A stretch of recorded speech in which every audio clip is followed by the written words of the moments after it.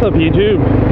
What I kind of wanted to do today was do a little bit of an origin story, really. Yeah, I guess the most interesting origin story for motovloggers, at least, is how you started riding bikes. I've only been riding for 2 years now. What really drove me to get a bike was a bunch of reasons, and most of them are pretty stupid. So you should be able to see the ocean from here, guys. I might make a view rope. So yeah, I'm pretty sure if you look in the distance, just over those hills there, that flat shit is the ocean. Why did I consider buying a bike and start riding? Well, at the end of 2013, like the last quarter of 2013, my car was stolen. After my car got stolen, I got another car, but I got an SUV this time. I have no complaints about getting an SUV at all, except that it's very heavy on fuel. Yeah, so that's the first factor that played into it. I had already thought maybe I should get like a scooter or something, or a bicycle to save on fuel. And the second consideration was, at that time, GTA 5 had just come out. And I had discovered riding a dirt bike. I really got attached to the dirt bike. It's still my favorite vehicle in GTA 5.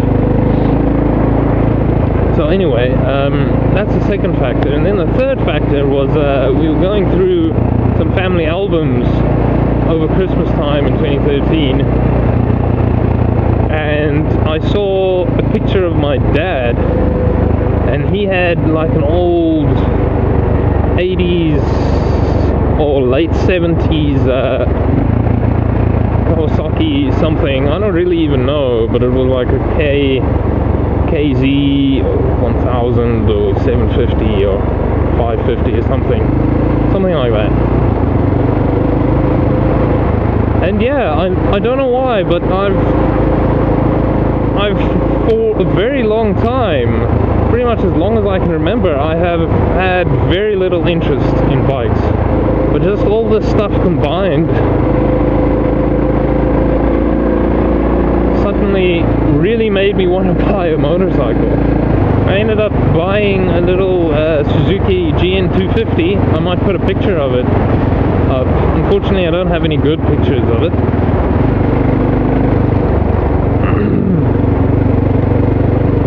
And it was a really cool little bike.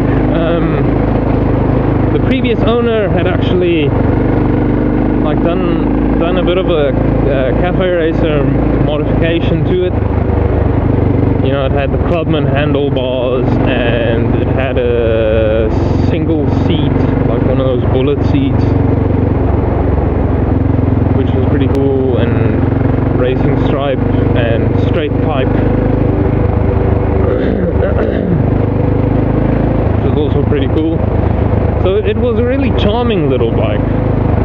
Unfortunately, being a 250, you just couldn't really do much with it. It was too slow. So the thing was, the bike was really cool and everything, but it didn't tick many boxes for me. I liked that it was cool, but it turned out to be pretty high maintenance. I don't know why. It was a bit of an older bike, and it just didn't run well. So yeah, I sold it, and I lost a bit of money on it, and yeah, I kind of miss having a calf racer, if I can put it that way. I don't miss that bike specifically. I would really like to get another one, another calf racer, but not that one, definitely not that one, not a 250 again.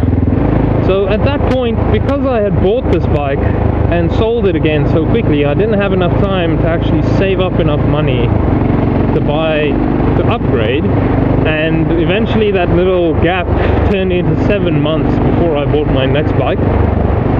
It was a 2009 Yamaha WR450F, and I'd originally bought it to turn it into a lightweight dual sport bike, It was not road legal, but it could be made road legal.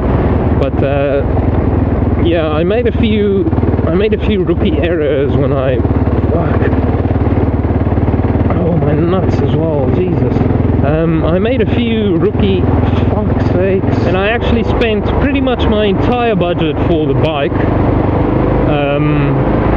just on the bike itself, which is not really too bad. But if you think about it, it was not road legal, and I still had to make it road legal, and the money to do that had to come out of the bike's budget, but I spent all of it on the bike.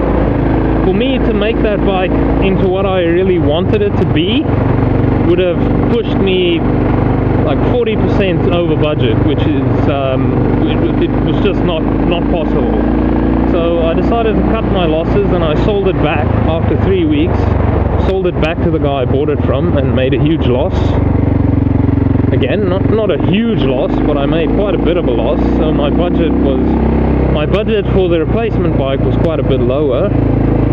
But then I came across this bike, and yeah, I bought this bike the first week of April in 2014, and I've been riding it since, obviously. Overall, I've been very happy with it. I have toyed with the idea of replacing it with something else, but I've just gotten a bit too attached to it to really replace it with something that isn't a huge improvement.